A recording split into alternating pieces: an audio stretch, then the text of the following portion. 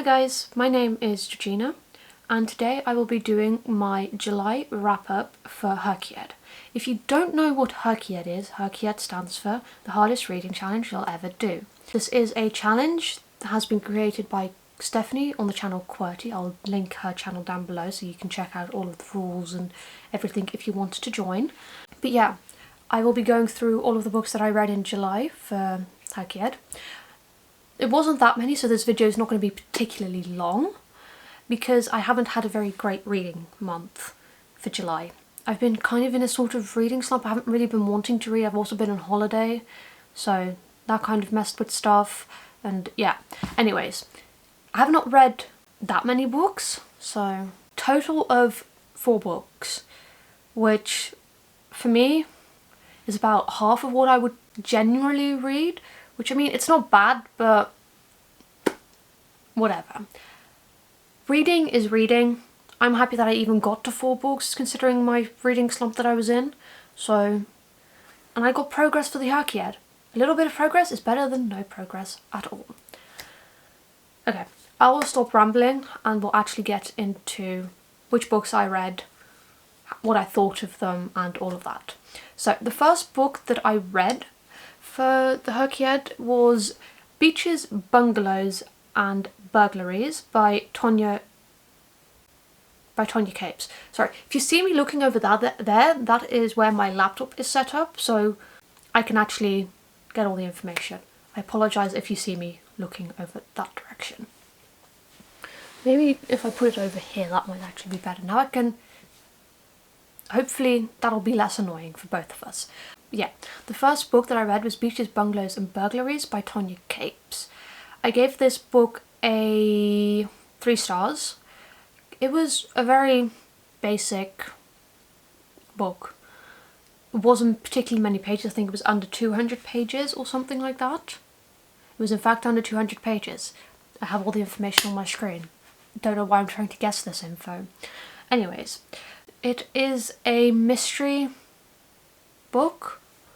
So, yeah, mystery humour. I'm not sure if I'd call it humour though. Anyways, it's a mystery book. This book follows our main character who just got divorced from this really rich guy. Nope.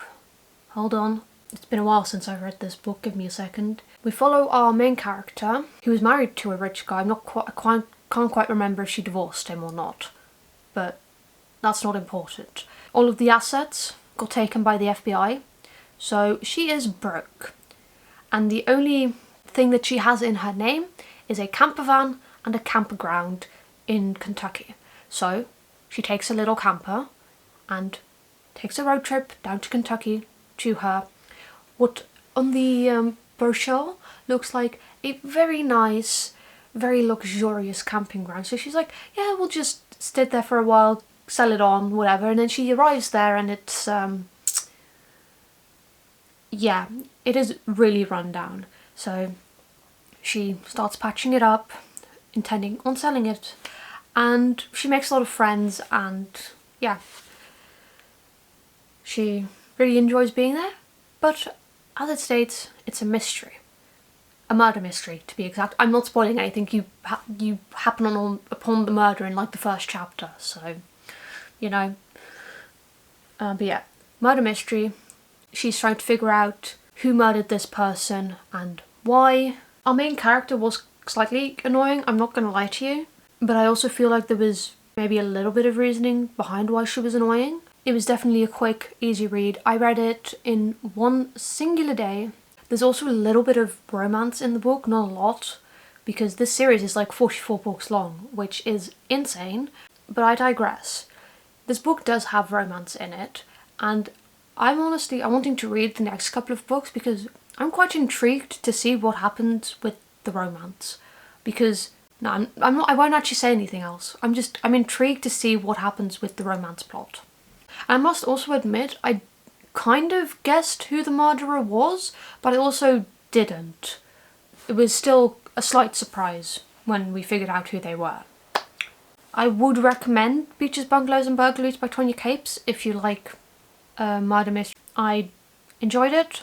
Not the greatest thing I've ever read, but you know, it was a fun time. The two prompts that I read this book for were the US road trip prompt for the state Kentucky, and I also read this for the not so secret prompts. Any not so secret hold on, what's it called? I don't know. But the not so secret prompts anymore square. And I read it for the read a whole book outside. I did in fact read the entire book outside. Stunning. Okay, yes. It took me probably the entire day to actually read it because I was sitting outside and then I was like, nope, it's too warm, went back inside to do some stuff. Then I was like going back outside and then it got too cold so I had to grab a blanket. It was a whole thing. But I read it, the entire thing, outside. So, great timing. And then I also read it for the side quests challenge because it was both the teal cover and also the alliteration. You can use it for both of them, which I was really pleased with, but you can only choose one out of the two to do it with. And I ended up using it. This is so chaotic. Oh my god, I'm so sorry. And I used it as the teal cover for a prompt spell, and the prompt spell that I chose was monochromatic, which allows you to use the same prompt from either HRCYED 1. So, hold on, give me a second. There is a prompt in the HRCYED bingo board that is a HRCYED mashup, which means you had to choose a square from HRCYED 1.0 and a square from HRCYED 2.0, mash them together to make a new prompt. But the monochromatic lets you choose both of the squares from either 1.0 or 2.0. So I went with monochromatic because I wanted to use the 60-day release, and I wanted to use the 100-step challenge, which were both in HRCYED 2.0. I could have done it with just the normal 30-day, within 30 days of the release, reading it, but I prefer to have the 60 days, so we have gone with that one. So yeah, that is my first side quest that I have completed for that, which is really great. The second book that I read was I Got You by Stacey Williams. I gave this book a 3.5 stars. I did actually really enjoy this. I read this one in 2 days, or over 2 days I should say. Yeah, I thoroughly enjoyed this. This was a sports romance. Yeah, hold on, how do I explain this? This book follows our main character. Do I know what her name is? No, I don't. Gotta love that for me. We follow our main character Maggie, who takes care of her 3 younger siblings. 3, 4, 4. 1, 2, 3, 4. Yes, it's 4. Sorry, I can count. She takes care of her 4 younger siblings, or 4 of her younger siblings I should say, but because of some family drama, she is going to lose custody rights to the kids. So she marries our football star, American football, Shane, so she can keep custody of her kids. Shane, as I said, is a football... Nope, he's not a football player. Oh, this is going... Oh, my memory, oh my god. No, Shane is a football coach. He's one of the coaches on her oldest, youngest brother's team, whatever. The college football team. They got... we need explaining books. Okay. Shane is one of the football coaches at the college. After a really bad injury, he ended up there. So he's kind of down in the dumps a little bit. But when he finds out that Maggie needs a husband to be able to keep her kids, he's like, do you know what? That is one thing I can do. I will marry you.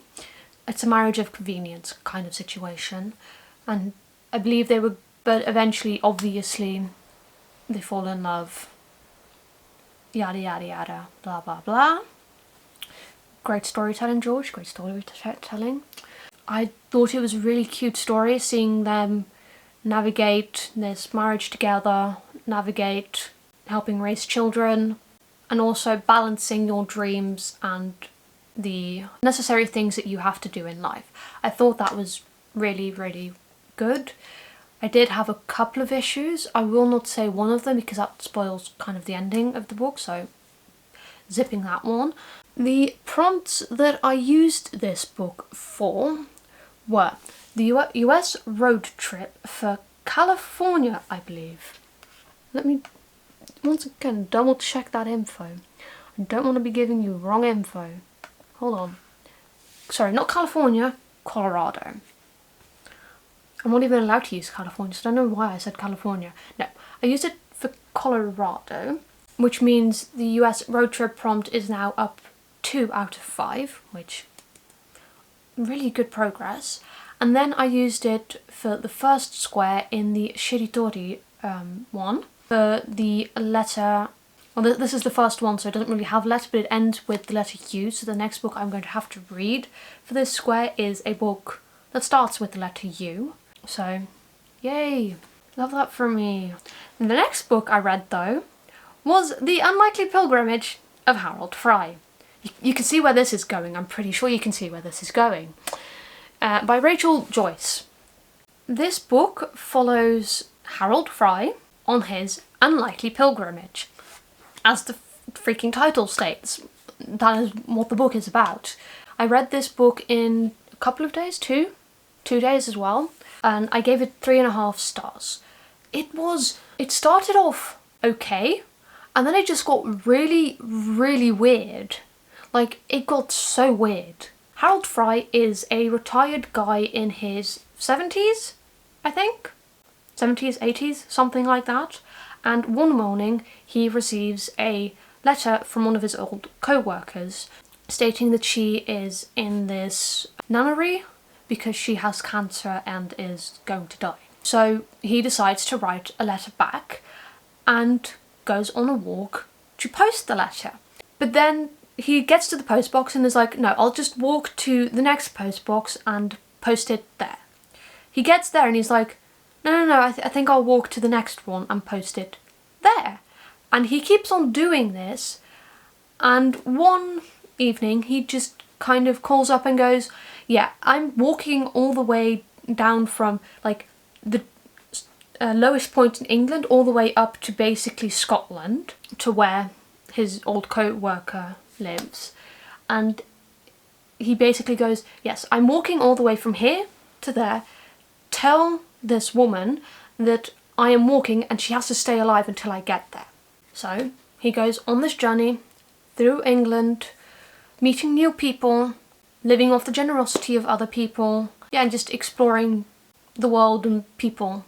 So I've said people so many times, Jesus. Yeah, he meets a lot of nice people, but also some really odd people. Like really, really odd people. And you also sometimes follow the perspective of his wife, who is at home extremely worried about Harold because he just left one morning and just didn't come back. He did not have his phone or anything like that, so that was also a whole thing. But he does eventually make it over to where his old colleague is. After having made this really long walk, it was a good book. I'm not sure I'd say give it a go, but you know, it was cute. So, wouldn't read it again. Definitely wouldn't read it again. I also watched the movie after I finished it. I got away about halfway through and I had to quit. I could not do it anymore. No. The movie was even worse than the book. Just putting it out there. The first prompt that I used The Unlikely Pilgrimage of Harold Fry for was titular counting. And I used this one for the 6 words in a title. The Unlikely Pilgrimage of Harold Fry. Yes, I can count. And then I also used it towards the Shiritori square as the next one in the row, as we just discussed. I got U, ends with a U, so now I need a book that starts with a U, The Unlikely Pilgrimage of Harold Fry, which does now mean that the next book I read needs to start with a Y. Don't know why I've done this to myself, but you know, I like to make things difficult. I do have a book in mind that I want to read for this one. Not sure if I'm going to do that one or a different one, but I have in mind Yellowface by R.F. Kuang. I do have a couple of other ones in my data bank if I didn't feel like Yellowface by R.F. Kuang, but that is the next one that I'm thinking of for this square. But that does mean that I have now gotten up to 2 out of the 5 for the Shiritori square, which, good for me. Yay, we love that. And then the last book that I read in July was What Are the Risks by Maddie Lay. I gave this book a 2.75 stars. I did not like this book. I read it in a singular day. I started it in the morning and I finished it in the evening. But I did not like it. I really did not like it. Okay, I'm being a little bit dramatic. It wasn't that bad. It really wasn't that bad. Yeah, this book follows 2 main characters. We have our female main character named... What is her name? Hold on. No, that's not where I want to go. I want to go here. Aha, yes. We have a female main character named Ruby and our main male character named Rika. And these 2 are childhood friends. They've been friends since literally birth. But it follows these 2 while they're at completely different colleges. Ruby has a boyfriend in the beginning. Obviously they break up at some point. I'm not going to tell you why they break up, but they do break up. And it's these 2 kind of navigating their life. They also live in 2 completely different colleges. One is in Philadelphia and the other one is in somewhere else. I could not tell you where.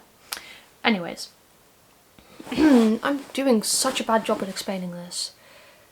But yeah, some stuff goes down even while she's actually still dating her boyfriend that I'm like, I know that was by accident, but also you really should double check who you're actually texting. Would be useful. Ruby and her boyfriend break up. She and Rika get into the situationship or whatever. And I must admit, I much preferred the 2 of them as friends.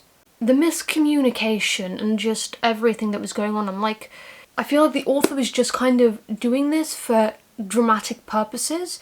I'm like, what I've known of these characters for the first 50% of this book, they wouldn't have actually done that. They had really great communication, everything, when they were friends. The second they kind of started getting together, it's like everything went out of the window. No communication. Just... I was not having it. I really was not having it. It's like they were communicating just fine. And then they kiss once and no communication to be found anywhere. Yes, I'm still mad about that. So yeah, if you don't like miscommunication, don't attempt this book.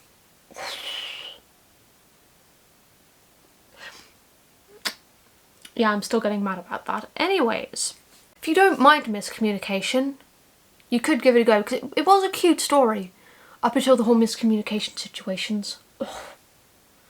As you can tell, I really did not like that aspect of the book. That was pretty much the whole thing that kind of just whoosh. Yeah, it really pissed me off. I'm not gonna lie to you, it pissed me off so bad.